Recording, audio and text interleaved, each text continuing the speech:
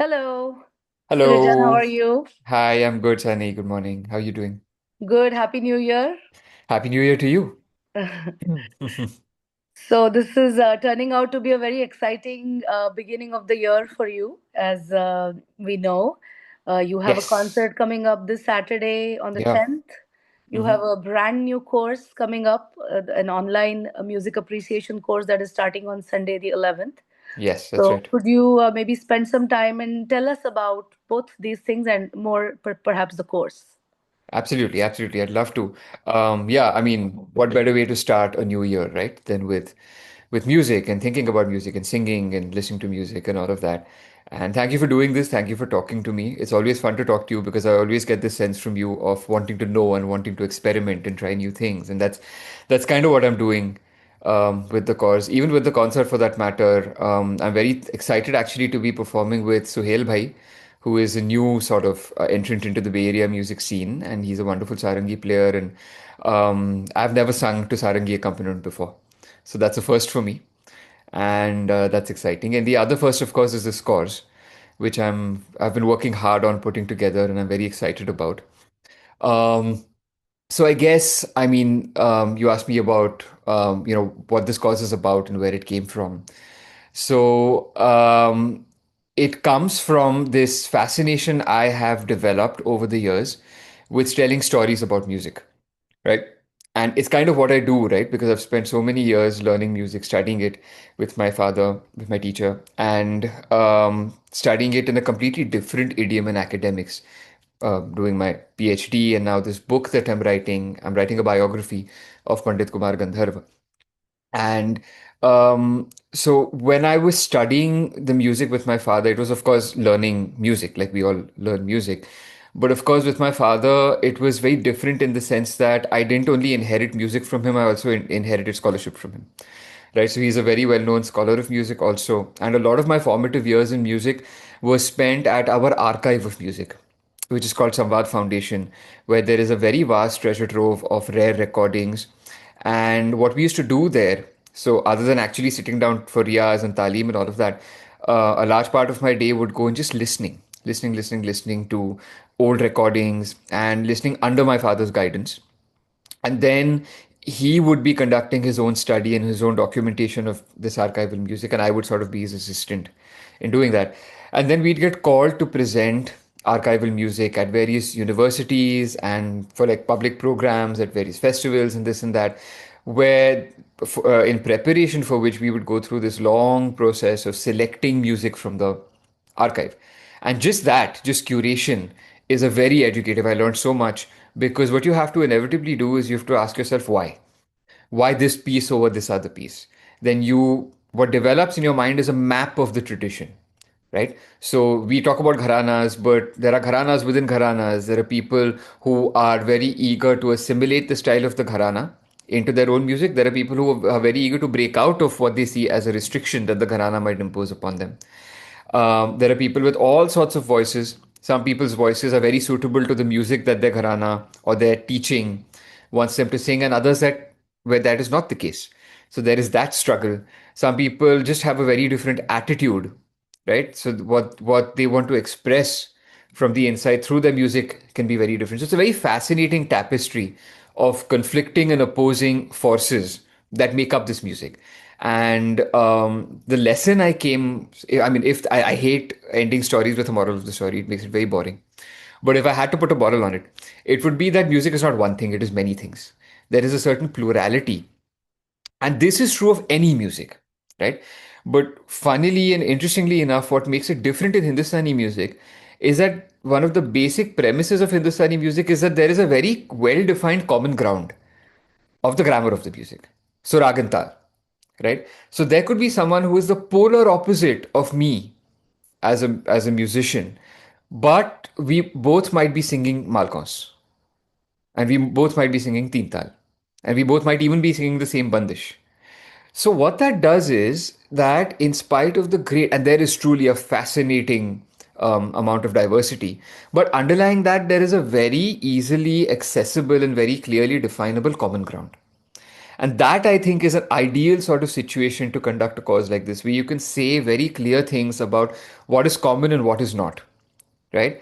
And something that is common can act both as, a very strong foundation for you to stand upon, and it can also act as a prison, and everything in between. It's a spectrum, and the history of how people have dealt with this is the history of khayal. So that's kind of where I'm coming from.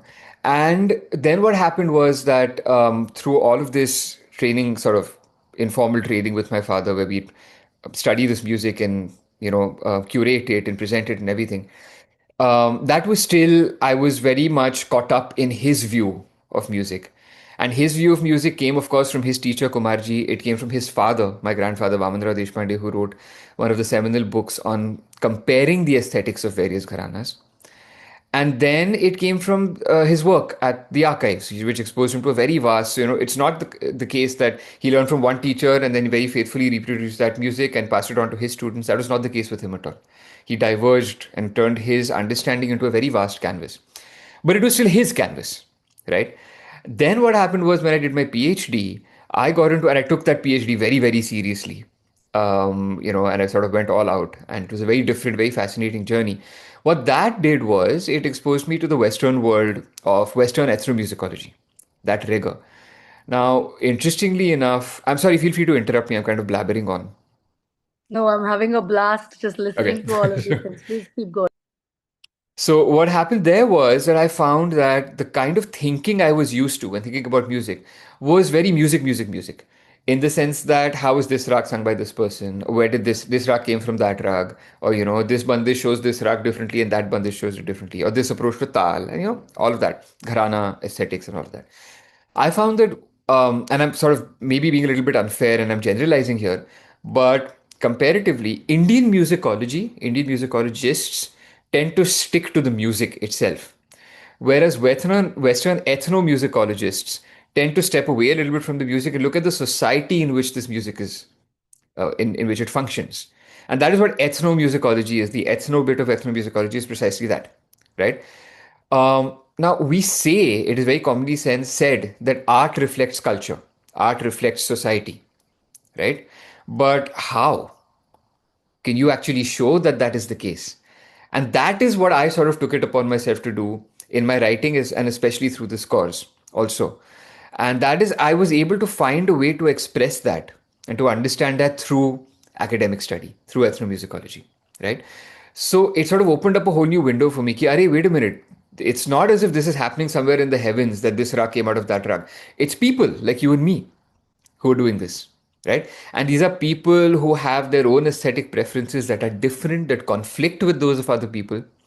These are people who have certain voices that can do certain things and cannot do certain other things, you know. And these are people who have certain social biases, people who have political biases, and all of that you can show how all of this filters into their music.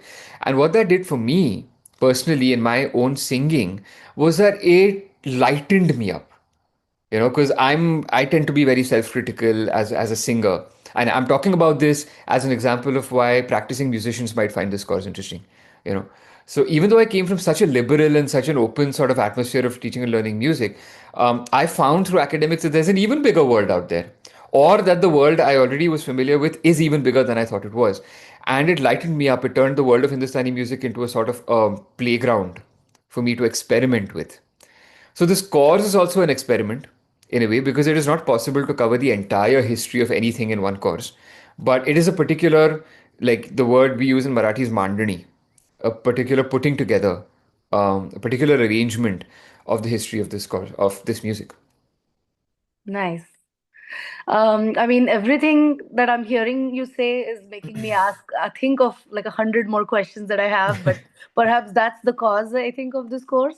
Yes. But I would like to ask you, bringing, what you said just a couple of minutes ago about why this would be a great course for musicians. Hmm. So who do you think would be an ideal candidate to take a course like this? Is my first question. And the second question I have is, growing up, being a student of music, we all heard our gurus say that, like, singing is important, talking music is important, talking about music, discussing Yeah, music. And what you said earlier, that looking at music from a very cultural, anthropological, and putting it in a context of time, place, politics, all of these things are very important. So yeah. what would you like to say about these three things? Yeah, no, that's a great question. Absolutely. And I think your question sort of highlights how many issues and contesting and competing complex issues there are. But what I really enjoy doing is turning all of these into a fun story. you know so as you were speaking, I was reminded of this. So there's this bandish that I learned, and you also asked who this course is for.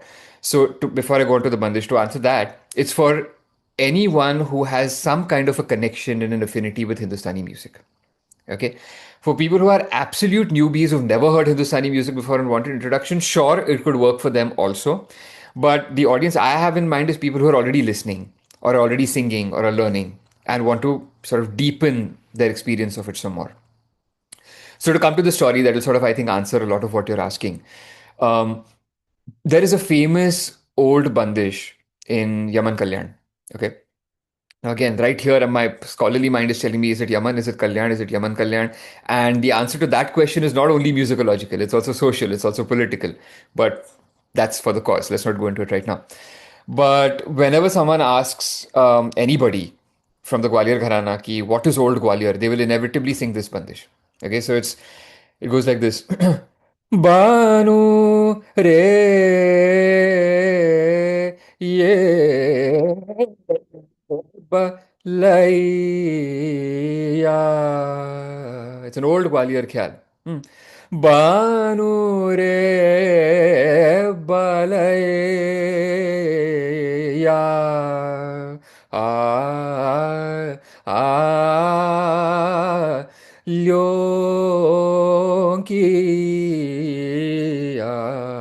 Now, I'm not going to sing the whole khyal. It's a long, complex, my dad calls it a double pana bandish. It's a huge, complex khyal.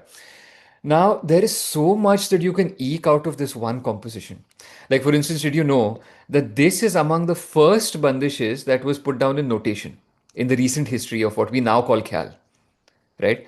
So, Vishnu Digambar Paluskar, I'm talking early 19th century, when he stepped out of his guru's house and started traveling and everything, and this idea started sort of consolidating in his mind that he wants to start an institution, he wants to teach, and he wants to proselytize this music.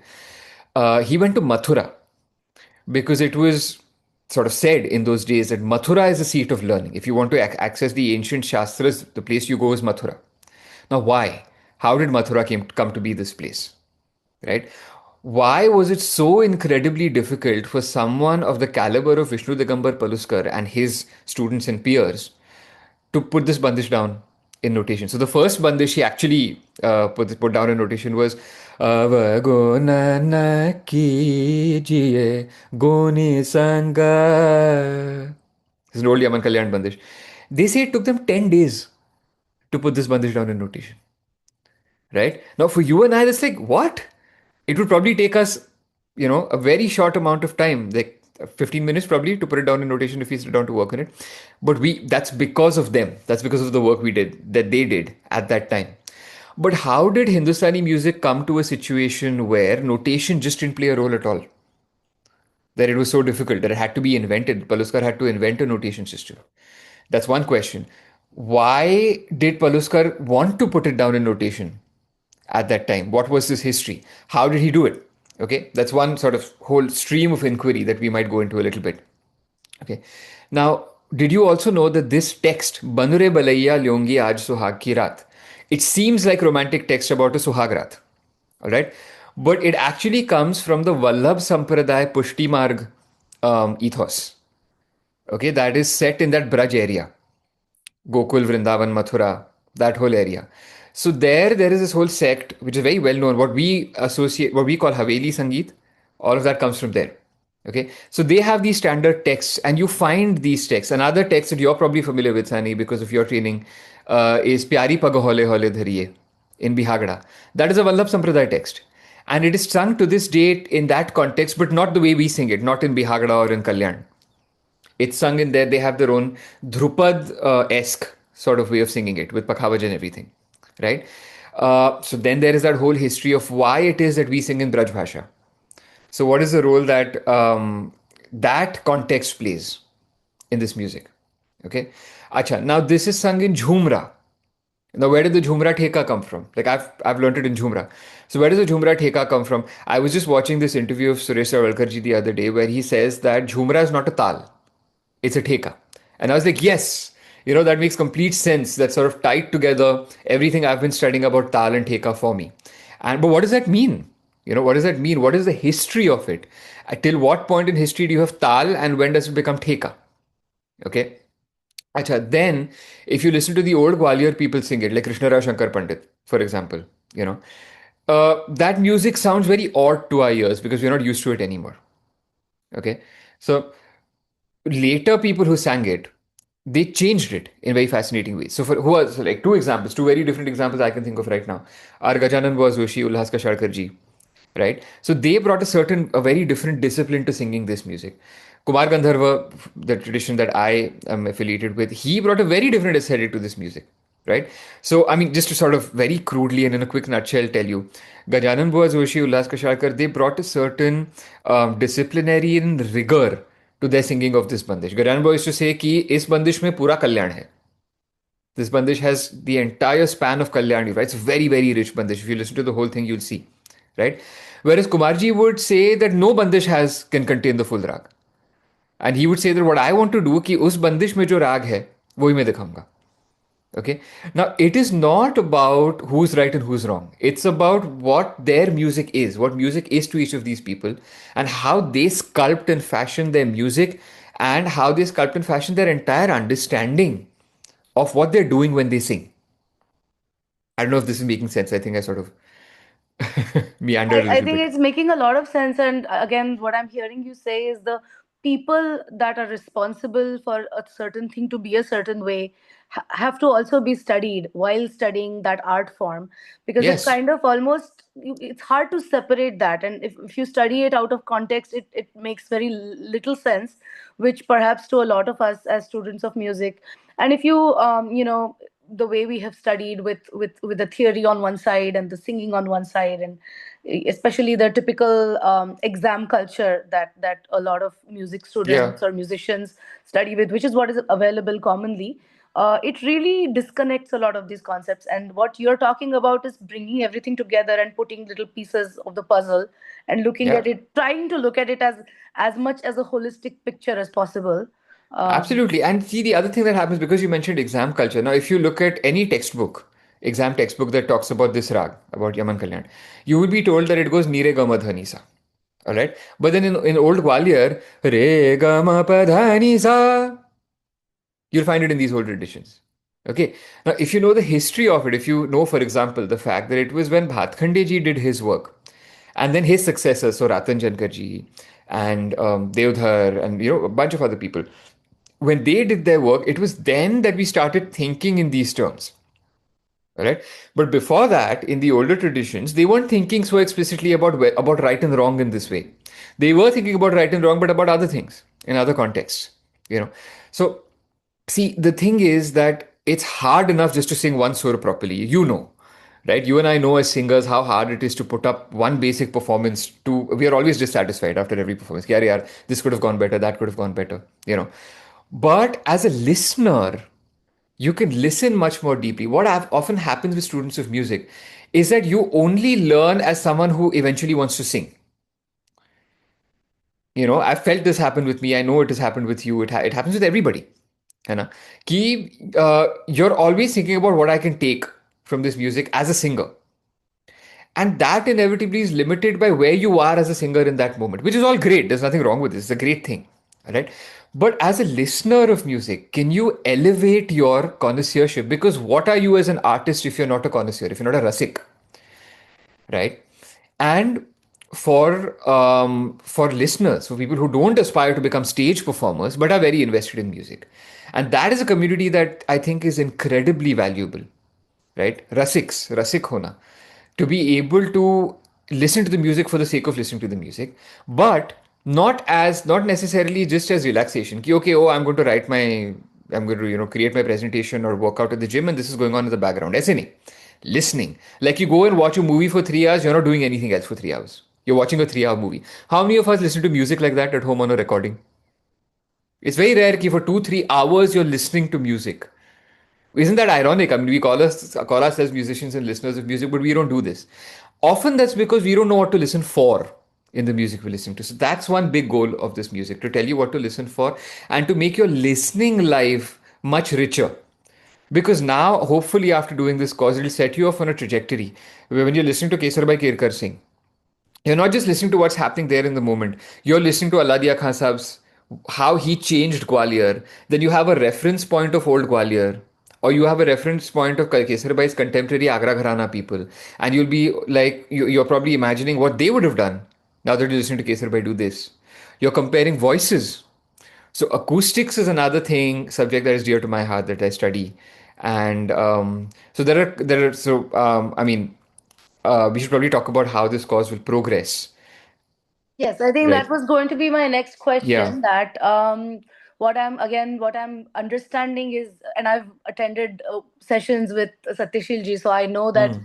a lot of what you're saying is going to be sort of finding one thread and then sort of seeing where it takes you, and then Takes you. finding where Yeah. that next destination is, trying to sort of go down little rabbit holes, and slowly Yeah. the picture gets more and more like it forms a little bit better. So I think that's Mm. perhaps what I can imagine the course will be like. But what I want to know now is, what is this going to be in the, so if perhaps a student of music or a listener is now Mm. signing up for this course, where is do you have like a sort of a master plan that over Yeah. the next 1 year or over the next 2 years, these are the different levels of the courses that they can take to slowly sort of Sure. work towards one goal? And also, my second question, before I forget, my second question is that how can this you talked about how this helps you as a listener and this helps you as a musician, it helps you listen better, but what is the risk of perhaps getting so much into the academics and into the aesthetics and into the all of these topics? Does it somewhere take away, you think, from you as a performing artist, or does it just only do positive things? That's a great question. That's a great question. Thank you for asking that question. So let me answer that sort of off the top of my head. What it might do is take you away from your current understanding of music. This happens to be on a regular basis, right? Because as a singer, and even for that matter, as a presenter of any kind, when you're presenting music on stage, when you're delivering a lecture, when you're presenting a course or writing a book, you have to concoct a story that you believe in that moment and deliver it with conviction, which is what I'll be doing with this course. But then, what is Riyaz? Riyaz is going back to your workshop and deconstructing that and reconstructing it, working on it all over again, right? That is what I hope this course will do for everybody, because I know it's doing it for me. I mean, the reason I'm so kicked about it is because it's already doing this for me. So my understanding of this tradition of my own music has already changed in the formulation of this course. So I will consider this course a success if the participants are unsettled at the end of it, and if their understanding of music has changed, and if they begin to ask questions about things that they were taking for granted. Whether that is a positive or a negative depends on what you do with that. So, two possible outcomes. One could be that you think, all right, this is all great, but this is not for me. I'm just going to do my riyas. Fine. Okay. But if you're like, okay, wait a minute, this is great. And what do I do with this now? Now I have to think about this and work on this and contemplate this. And if someone, I know I'm going to try to do it, but if someone can actually try to think about these things and allow it to impact their musical lives as singers or as listeners or as students of music or as teachers, then it would have been a real success, right? So that said, your previous question about how the course, the mechanics of it, how it will actually run. I intend to repeat this course, of course, after this cohort is done, but it might change depending on how it goes, and I'm very open to feedback from participants on what went well and what didn't, and all of that. I also want to run specialized courses. So I'm conceiving of this as a very broad-ranging bird's eye view course.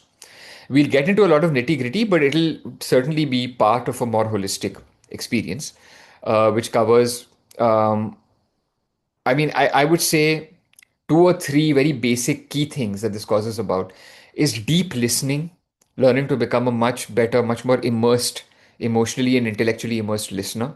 That's one thing. The other thing is gaining a broad, sweeping, sort of big history understanding of where this music came from and where it has gotten to and where it's going, right?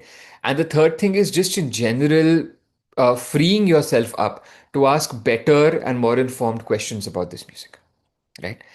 And then, other than that, after this course is done, I will be conceptualizing and creating smaller courses that are very focused. So, for example, just one course on one gharana, or just a really in depth excursion into the music of one musician, right? So, for example, two things that I'll give a bit of a trailer of in this course are two topics that I not exclusively, especially work on. One is vocal acoustics, and the other is Kumar Gandharv, because I'm writing a biography of Kumarji, so I'm very, very invested in his music. So, although this course will begin with a historical overview, and the historical overview also, by the way, is not going to be an academic experience.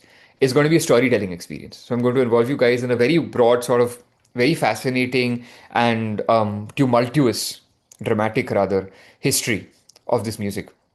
And we'll be listening to a lot, and I'll be singing and demonstrating. I might even get participants, depending on the overall musical level, to sing a little bit.